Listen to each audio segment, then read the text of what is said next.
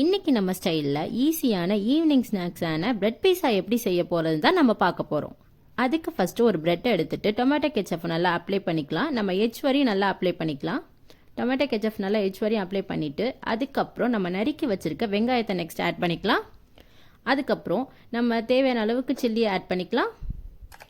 அப்புறம் நம்ம டொமேட்டோவையும் ஆட் பண்ணிக்கலாம். நம்ம ஏற்கனவே அரைச்சி வச்சுருக்க சில்லி ஃப்ளாக்ஸ் நெக்ஸ்ட் நம்ம ஆட் பண்ணிக்கலாம்.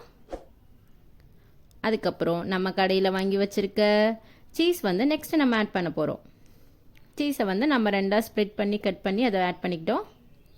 அவ்வளோதான் ஃப்ரெண்ட்ஸ். ஒரு தோசைக்கல்லை எடுத்து அதை ஹீட் பண்ணி நல்லா வச்சுக்கோங்க.